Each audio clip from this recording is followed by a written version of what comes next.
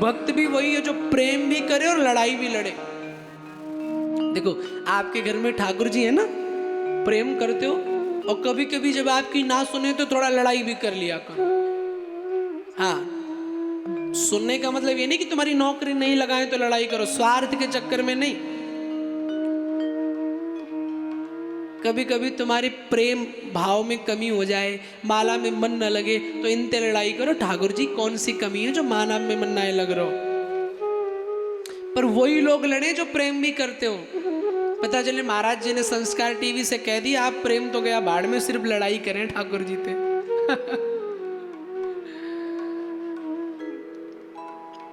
पितामह कहते कन्हैया तुमने मेरी प्रतिज्ञा तोड़ी और तुमने भी एक प्रतिज्ञा की है कि महाभारत के युद्ध में अस्त्र नहीं उठाऊंगा, तो मैं भी प्रतिज्ञा करता हूं कि कृष्ण के हाथ न अस्त्र गहावो तो लाजो मेरी गंगा जननी सामतन सुत न कहावो।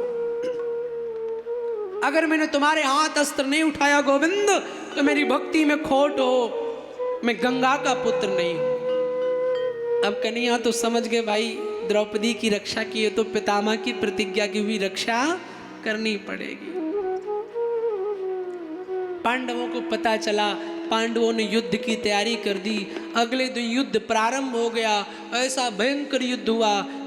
पितामह को पता है कि भगवान कब परेशान होंगे। भगवान भी परेशान होते हैं कब पता है, जब उनके भक्तों पर संकट आता है।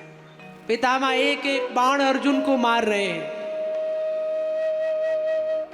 अर्जुन जब घाव से लथपथ हो गए, कन्हैया की दृष्टि गई, जब रहा नहीं गया भगवान ने रथ का पहिया लिया और रथांग पाड़ी बन करके भगवान ने चक्र का आवाहन कर दिया और पितामह को मारने चले। जैसे दौड़े दुपट्टा गिर गया पृथ्वी पर। क्यों? पृथ्वी जी को लज्जा आ गई। क्यों? भगवान ने प्रतिज्ञा की थी मैं अगर अस्त्र उठा लूं तो मैं एक बाप का नहीं। पृथ्वी कहती ठाकुर जी आप तो आज दोगला हो गए। भगवान ने कहा हम तो दोगला नहीं, हम तो तेगला भी हैं। जन्म कहीं और लिया, पाले कहीं और गए। और भक्तों के लिए दोगला तेगला बनना पड़े तो स्वीकार है। रथांग पाड़ी बनकर भगवान दौड़ पड़े। पितामह समझ गए कि मारना चाहते तो 2 मिनट में मार देते। मेरी प्रतिज्ञा को बचाने के लिए आज गोविंद ने अपनी प्रतिज्ञा तोड़ी है। आहा, चरणों में गिर गए। प्रभु आपकी जय हो, आपकी जय।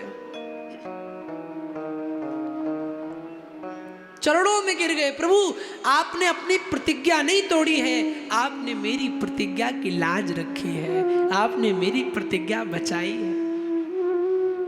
तो भगवान कृष्ण का ये कैरेक्टर है जो तुमने मन में बसा रखा है ना। केवल वही नहीं, भक्त के साथ कैसा संबंध निभाते हैं भीष्म प्रतिज्ञा की कथा से सीखो।